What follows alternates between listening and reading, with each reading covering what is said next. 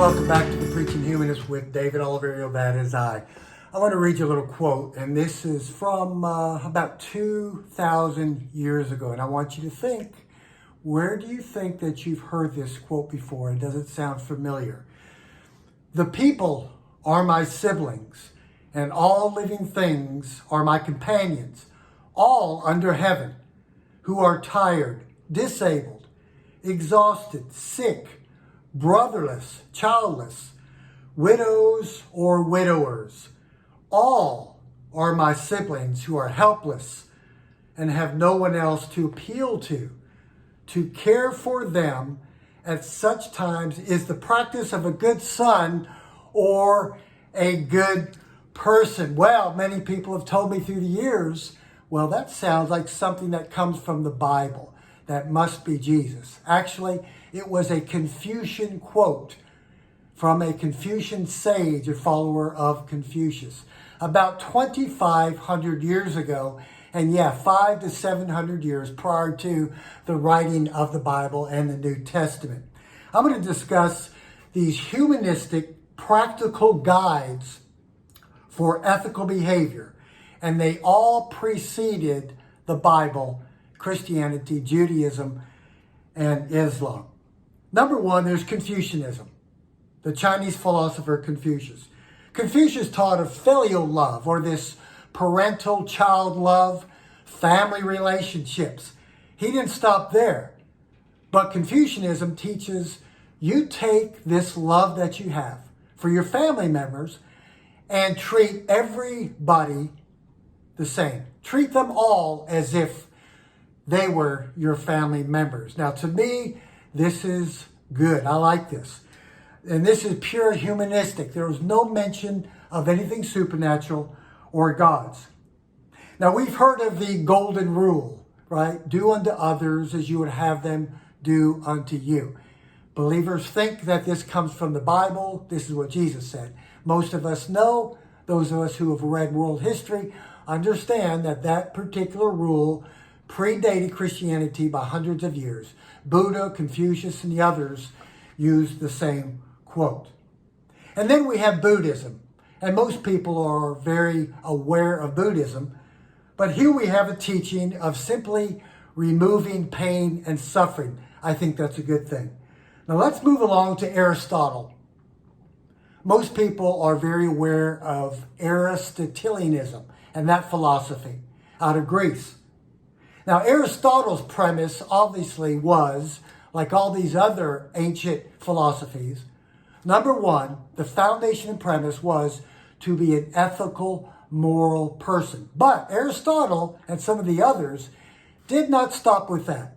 Aristotle taught, hey, on the foundation and premise of being ethical and moral, let's live this life to the fullest. Let's experience the full human life. Right? Let's have a balanced life.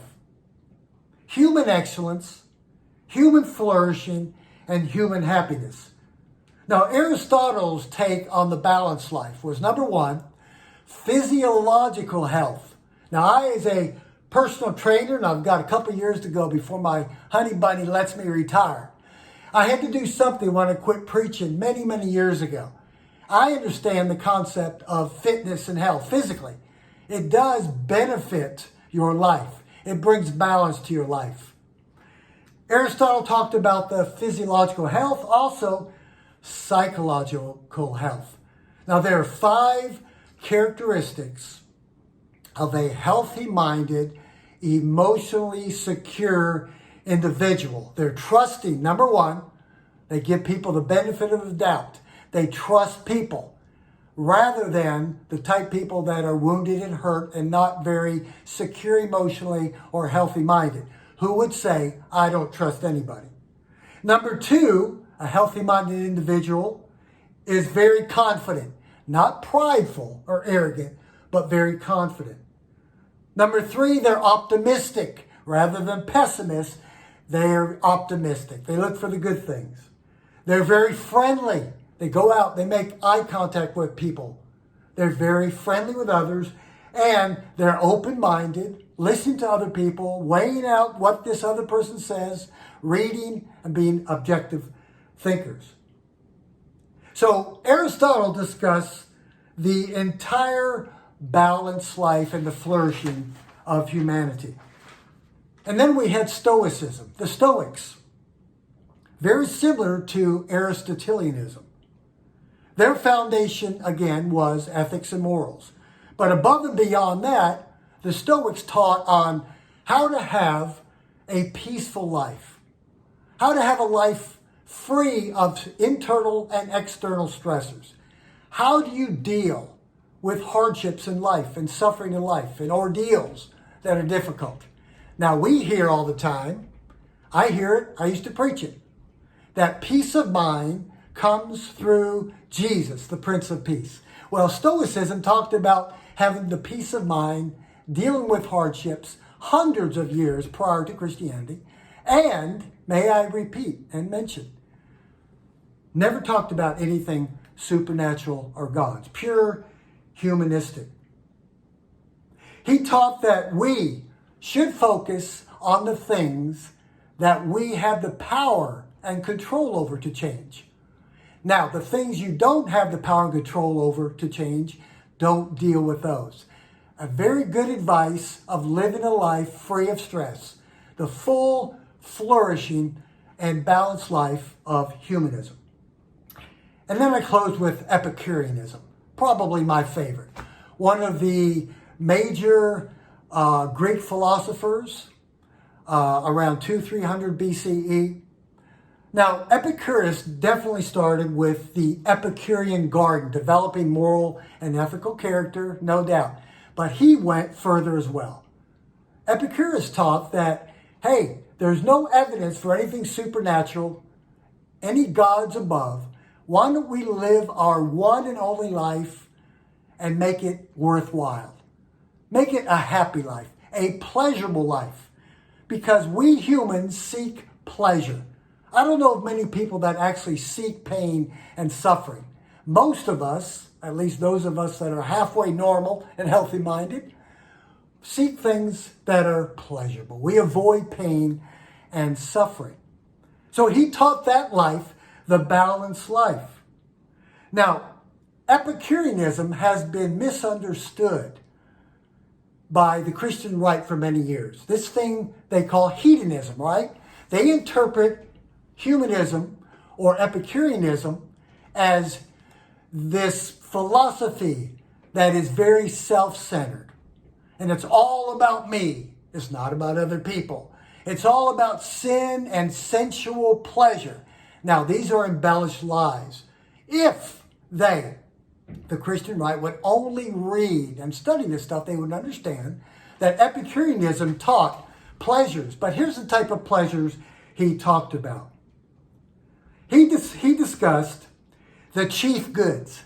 The chief goods were the necessary desires and needs that we all have. Now, the necessary desires and needs, or the developed pleasures, where some of the more contemporary and modern age philosophers call it, are things like relationships, love, food, shelter, health, happiness, learning.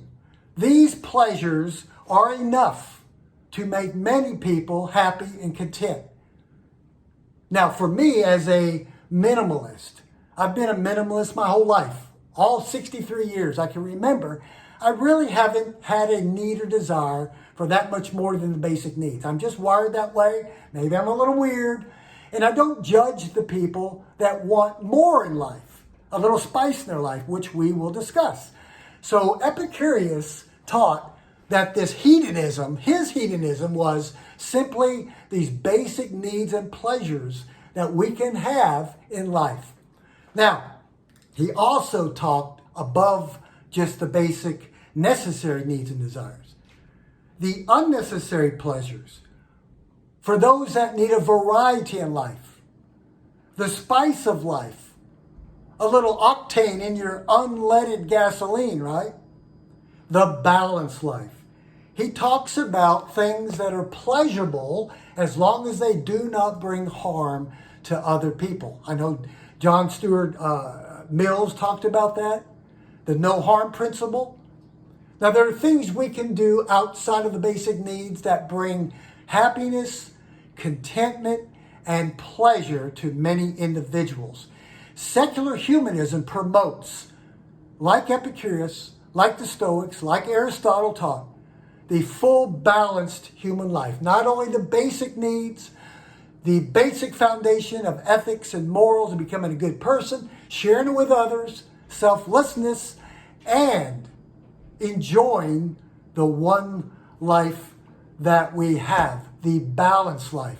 And may I repeat as I close, all of these philosophies and worldviews that I quickly went over, as well as modern secular humanism, which I promote, are all non-supernatural, non-theistic, and non-religious, pure humanistic, and they're wonderful. So let's let the light of secular humanism shine. Have a wonderful day.